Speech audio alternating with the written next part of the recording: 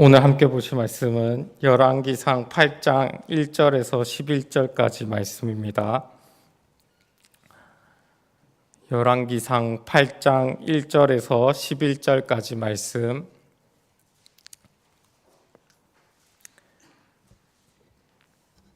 다 찾으셨으면 함께 봉독하겠습니다.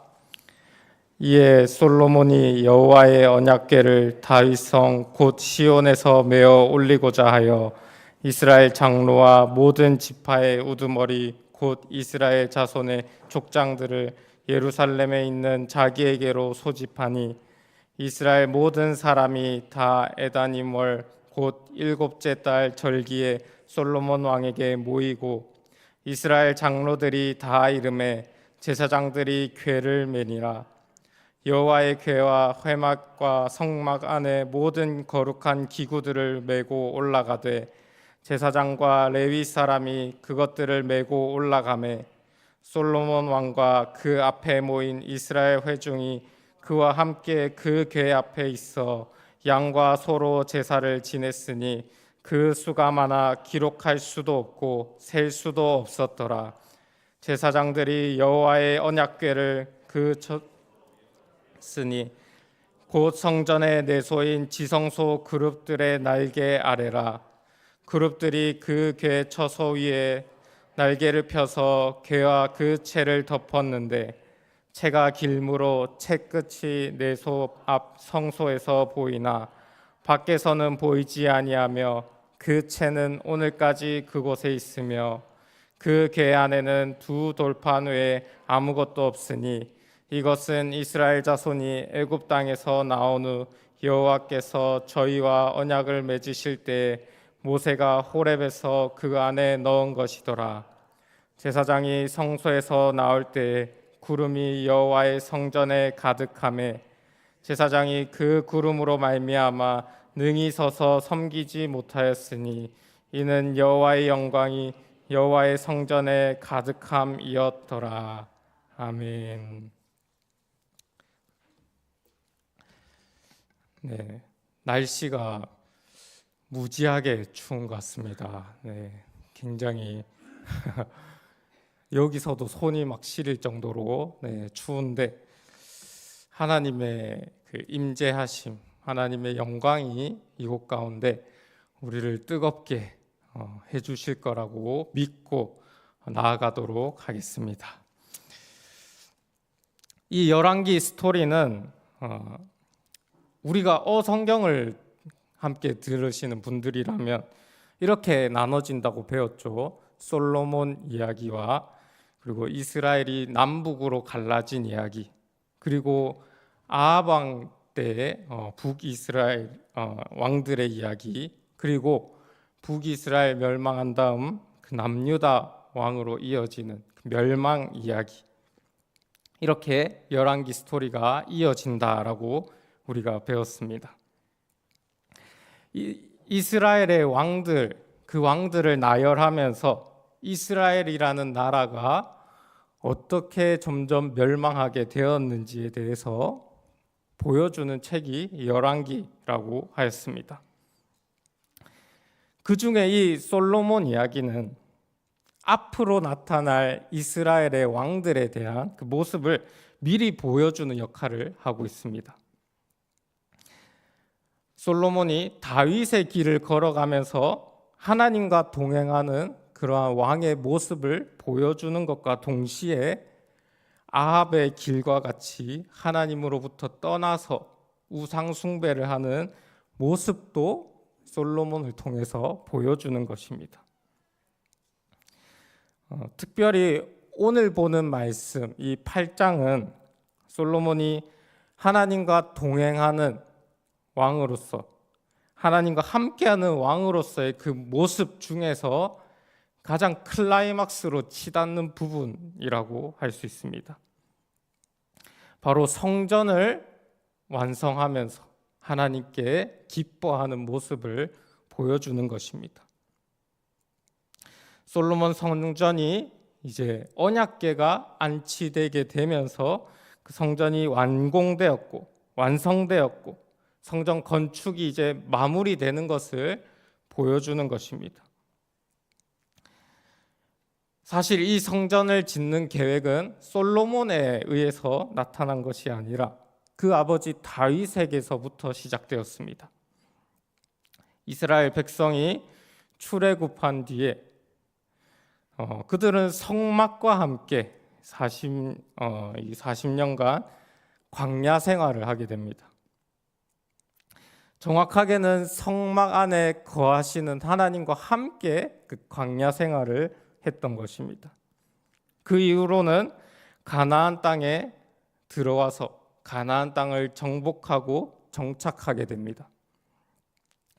가나안 땅에서도 많은 우여곡절을 겪습니다. 그 우여곡절을 겪은 후에 다윗 왕에 이르러서는 이스라엘 나라가 통일되게 되고 그 나라가 전성기를 맞이하게 됩니다. 이러한 시간 가운데 이스라엘과 함께했던 이 성막은 기브온으로 가게 되고 그 성막 안에 언약궤는 이제 다윗의 다윗성의 장막에 안치되게 됩니다. 이 하나님의 임재를 나타내는 이 언약궤, 이 성막이 이스라엘 가운데 임하고 있었습니다. 그런데 다윗은 이스라엘 왕으로서 자기 자신은 왕궁에 살고 있는데 하나님의 그 언약궤는 왜 저렇게 장막에 있어야 하는가? 그것이 자기 마음에 걸리게 되었습니다.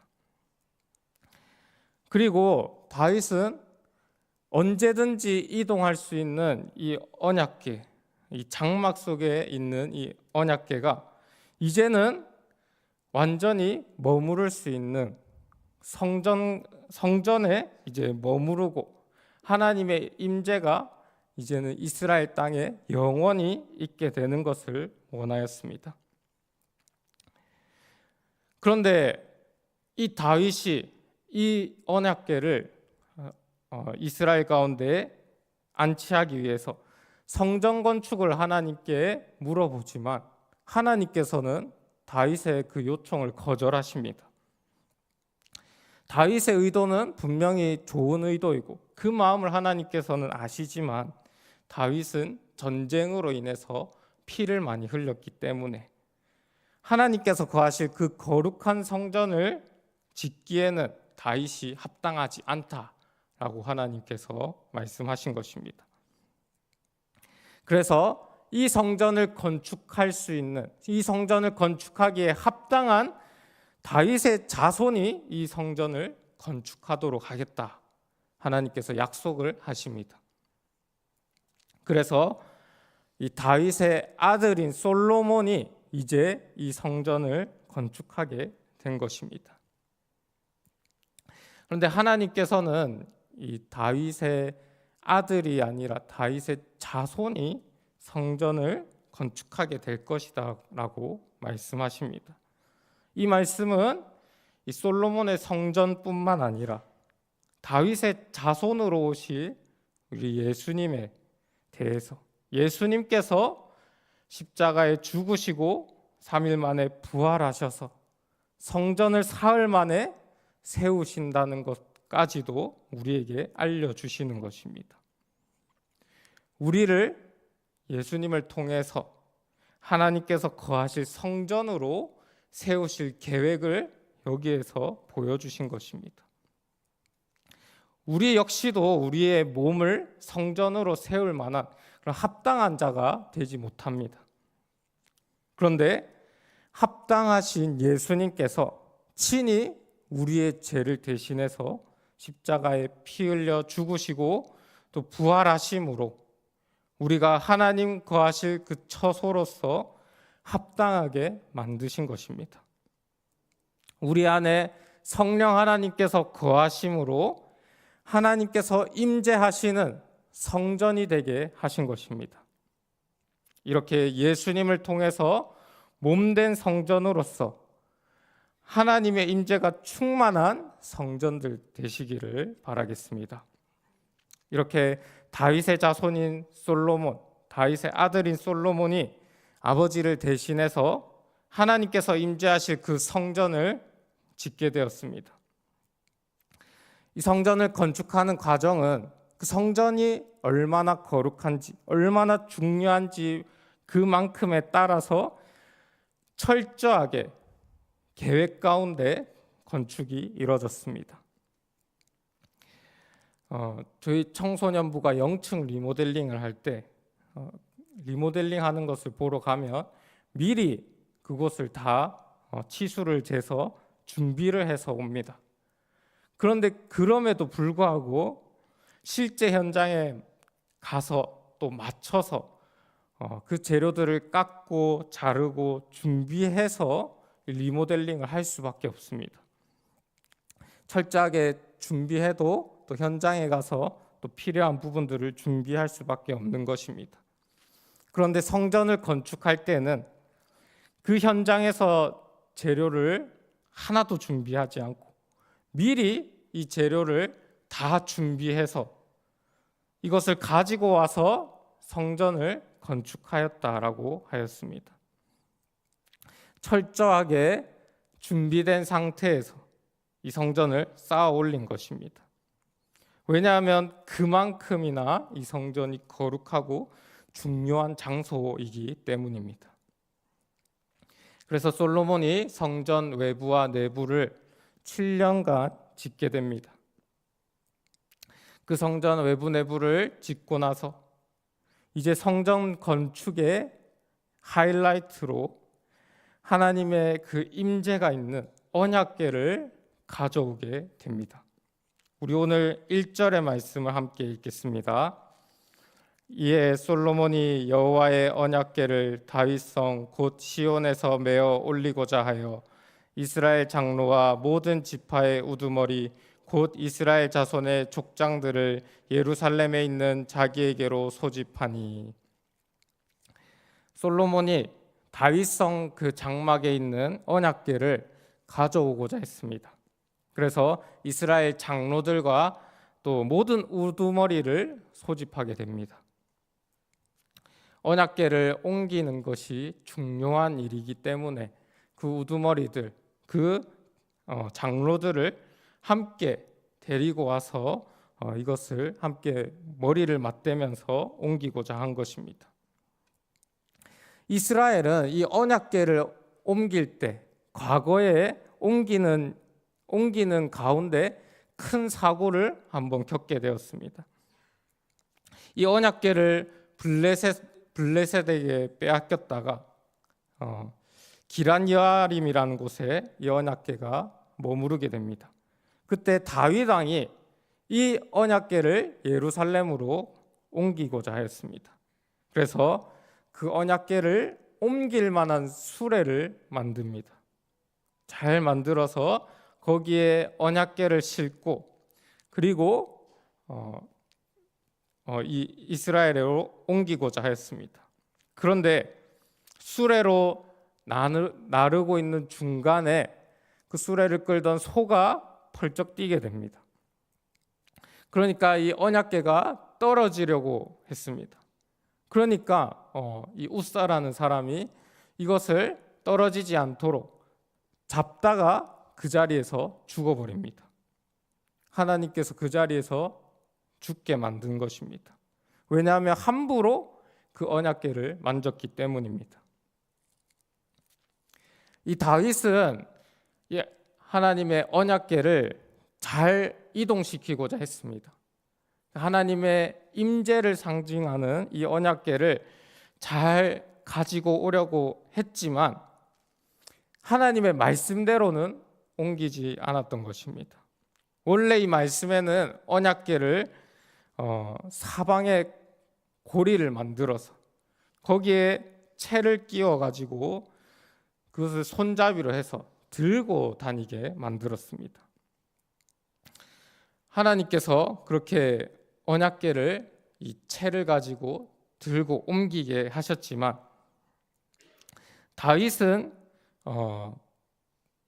그의 그 마음과는 달리 그가 정말 하나님을 사랑하는 마음과는 달리 하나님의 말씀대로는 이것을 옮기지 않았던 것입니다. 그러다가 사고가 터졌고 이 웃사라는 인물이 죽게 된 것입니다. 그래서 언약궤를 옮기는 일이 잠깐 중단되었다가 나중에 다시 옮기게 되었습니다. 솔로몬도 이 사건에 대해서 잘 알고 있었습니다. 그래서 더 신중하게 이 언약궤를 옮기는 것에 더 신중하게 접근하는 것입니다. 장로들과 우두머리들을 불러서 이 방법에 대해서 의논하고 옮기고자 했던 것입니다. 우리도 하나님의 그 임재하심에 기뻐서 하나님에 향한 마음이 너무나도 커서 그것을 우리의 뜻대로 표현하고 또 행동할 때가 있습니다. 그런데 우리가 그 하나님을 향한 마음을 표현하는 것도 또 우리가 교회 공동체 안에서 그것을 나타내려고 하는 것도 우리 마음대로 하는 것이 아니라 하나님의 그 말씀 가운데 나타나야 하는 것입니다. 하나님께서 다윗을 사랑하시고 그 마음을 기뻐하시는 것과 별개로 그 행동이 하나님의 말씀과 어긋났기 때문에 이러한 사고가 나타난 것입니다. 그래서 솔로몬은 조금 더 신중하게, 다윗보다 신중하게 일을 진행하는 것입니다. 우리 2절에서 5절 말씀을 함께 읽겠습니다. 이스라엘 모든 사람이 다 에다님 월 곧 7째 달 절기에 솔로몬 왕에게 모이고 이스라엘 장로들이 다 이름에 제사장들이 궤를 매니라. 여호와의 궤와 회막과 성막 안의 모든 거룩한 기구들을 메고 올라가되 제사장과 레위 사람이 그것을 메고 올라가매 솔로몬 왕과 그 앞에 모인 이스라엘 회중이 그와 함께 그 궤 앞에 있어 양과 소로 제사를 지냈으니 그 수가 많아 기록할 수도 없고 셀 수도 없었더라. 아멘. 이 언약궤를 옮기는 때가 에다님월 곧 7째 달이라고 하고 있습니다. 이때는 이스라엘의 대속제일 초막절이 있는 절기의 시기입니다. 광야에서 초막을 지으면서 그렇게 나그네 삶을 살았던 이스라엘이 이제 그들을 인도하신 하나님을 기념하면서 그렇게 절기를 지켰던 것입니다. 광야에서 그들을 먹이시고 보호하신 하나님께 감사하면서 이 절기를 지키기 위해 이스라엘 사람들이 예루살렘에 모여 있습니다. 이렇게 모든 사람들, 이스라엘의 모든 사람들이 절기에 모여서 보고 있는 가운데 제사장들이 언약궤를 메고 올라가는 모습을 보게 됩니다. 모든 사람들이 그 언약궤가 이동하는 것에 집중하고 보고 있는 것입니다. 그 가운데 언약궤가 성전으로 올라가는 것입니다. 그리고 솔로몬 왕은 모든 이스라엘 회중과 함께 그 앞에서 양과 소로 제사를 드립니다. 제사의 수가 너무 많아서 수를 셀 수 없을 정도로 그 많은 제사가 그곳 가운데 또 이루어지고 있다라고 하고 있습니다. 우리 그림을 한번 보여주시죠. 네, 이게 언약궤입니다. 언약궤에 손잡이가 있죠. 들고 다닐 수 있도록 손잡이가 있습니다. 네, 다음 넘겨주시고, 네, 이게 다음 거 보여주세요. 자, 모든 이스라엘 사람들 그리고 솔로몬이 지켜보는 가운데 제일 오른쪽에 언약궤가 올라가고 있습니다. 언약궤가 올라가면서 뒤에는 또 제사를 지내는 것을 볼 수 있습니다. 그 제사의 수가 너무나도 많아서 셀 수 없을 정도였다라고 하고 있습니다. 우리는 이 교회에 와서 이렇게 제사를 드리지 않습니다. 우리는 이렇게 규모를 크게 수많은 재물을 가지고 하나님 앞에 나오지 않습니다. 왜냐하면 예수님께서 십자가에서 단번에 제사를 드리심으로 우리의 모든 죄가 사함을 받았기 때문입니다. 수많은 제사가 없어도 하나님의 성전인 우리 안에 그 예수님을 통하여서 우리 안에 성령 하나님께서 임하시기 때문입니다. 우리를 대신해서 십자가에서 제사가 되신 예수님을 통해서 우리가 항상 성령 충만할 수 있는 것입니다. 우리 6절에서 9절의 말씀을 함께 읽겠습니다. 제사장들이 여호와의 언약궤를 자기의 처소로 메어 들었으니 곧 성전의 내소인 지성소 그룹들의 날개 아래라. 그룹들이 그 궤 처소 위에서 날개를 펴서 궤와 그 채를 덮었는데 채가 길므로 채 끝이 내소 앞 성소에서 보이나 밖에서는 보이지 아니하며 그 채는 오늘까지 그곳에 있으며 그 궤 안에는 두 돌판 외에 아무것도 없으니 이것은 이스라엘 자손이 애굽 땅에서 나온 후 여호와께서 저희와 언약을 맺으실 때에 모세가 호렙에서 그 안에 넣은 것이더라. 아멘. 제사장들이 이제 언약궤를 들고 지성소까지 들어가게 됩니다. 지성소는 이 언약궤가 놓일 그 성소의 가장 안쪽 자리입니다. 성전에서 가장 안쪽 자리입니다. 그곳에 그룹들의 날개 아래에 이 언약궤가 놓여졌다라고 하고 있습니다. 우리 두 번째 사진 다시 한번 보여주세요. 네, 이제 제사장들이 언약궤를 이렇게 들고 가는데 제일 안쪽에 보면 커다랗게 짐승의 모양을 한 두 그룹들이 이렇게 날개를 펴고 있습니다. 그 날개 아래 언약궤가 놓여진 것입니다. 이 그룹들은 만군의 하나님 곁에 함께하는 천사들입니다. 하나님의 보좌 곁에 천사들이 함께하면서 그분을 돕고 있는 것을 이 형상을 통해 성전을 통해서 보여주는 것입니다. 이 그룹들의 날개가 언약궤를 덮는데 그 언약궤를 옮기는 채가 그 길이가 길어서 성소에 보이게 빠져나왔다라고 하고 있습니다. 이 언약궤 안에는 두 돌판이 있다고 합니다. 원래는 언약궤 안에 두 돌판과 아론의 쌍난 지팡이 그리고 만나 항아리가 들어 있습니다. 그런데 오늘 본문에서는 두 돌판만 들어 있다고 하고 있습니다. 나머지 것들은 광야 생활 가운데 광야 생활이 끝나는 것과 함께 사라졌다라고 추측하고 있습니다. 그래서 이 언약궤 안에 있는 두 돌판밖에 남지 않았는데 이 두 돌판은 하나님께서 출애굽 당시에 이스라엘에게 주신 것입니다.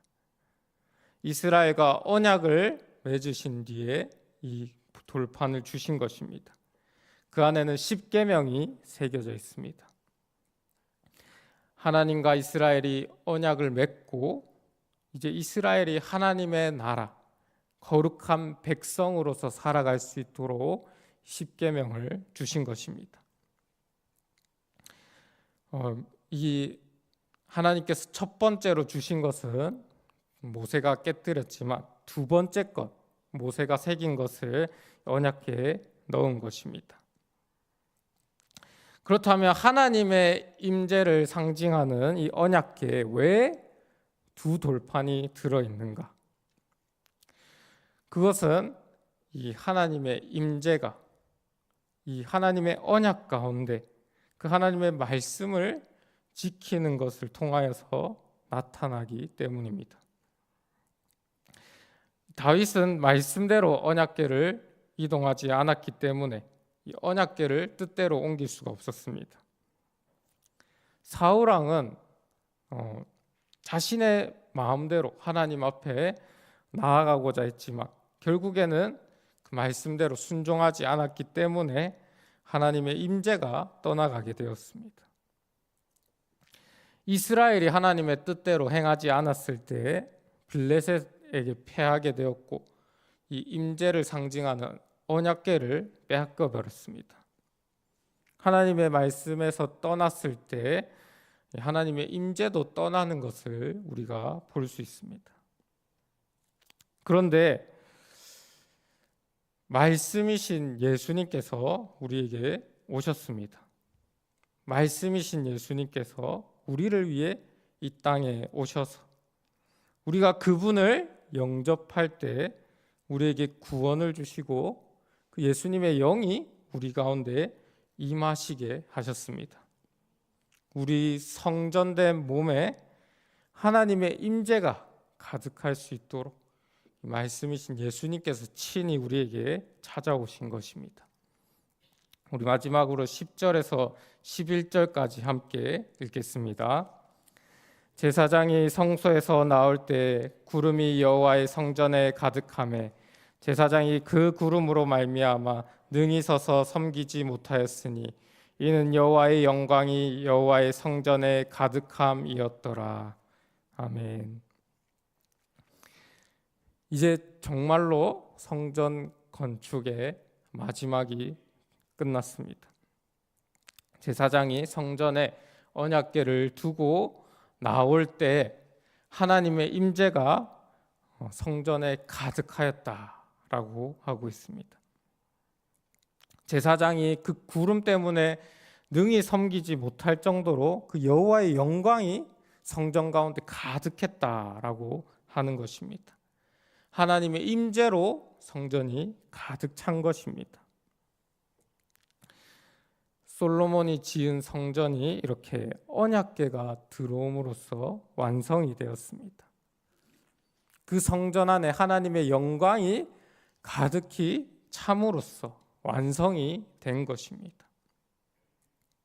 솔로몬은 이렇게 성전을 통하여서 하나님의 임재를 경험하게 되었고 그 하나님의 임재를 더욱더 바라고 살았던 것입니다.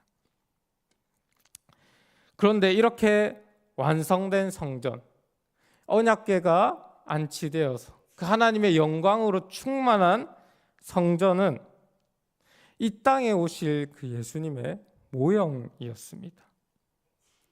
말씀이시고 하나님의 본체이시고 자기를 십자가의 제물로 내어놓으신 예수님께서 그 모형된 성전에 완전한 이제 성전으로 오셔서 예수님을 통해서 우리가 그 하나님의 영광이 충만한 성전으로서 살아갈 수 있게 하신 것입니다.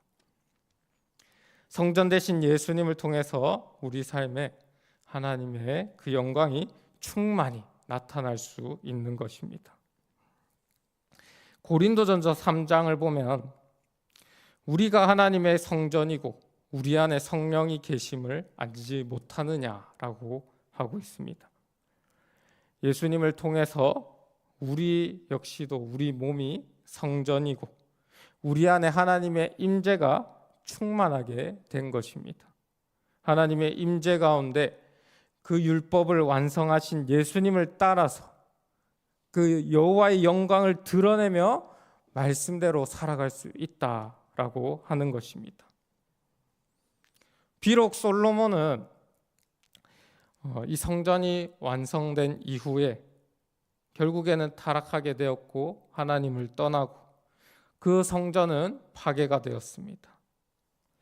하지만 다윗의 자손으로 오신 예수님께서는 완전한 성전으로 우리 안에 임하셔서 우리가 영원히 하나님과 함께 할 수 있도록 하셨습니다. 하나님의 영광이 우리의 삶에 충만히 나타나서 그분의 뜻대로 그분의 말씀대로 살아갈 수 있도록 하신 것입니다. 우리는 부족합니다. 우리는 자격이 없습니다. 하지만 완전한 성전이신 예수님을 통해서 우리 삶에 그 하나님의 영광이 충만히 드러날 수 있는 것입니다. 예수님을 통해 우리가 하나님의 임재 가운데 살아갈 수 있는 것입니다.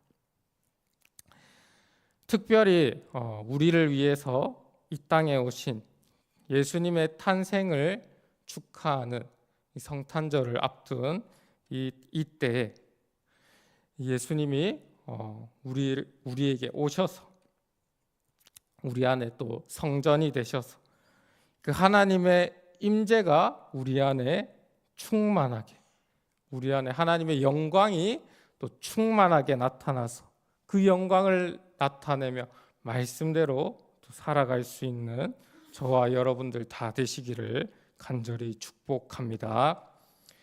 함께 기도하겠습니다.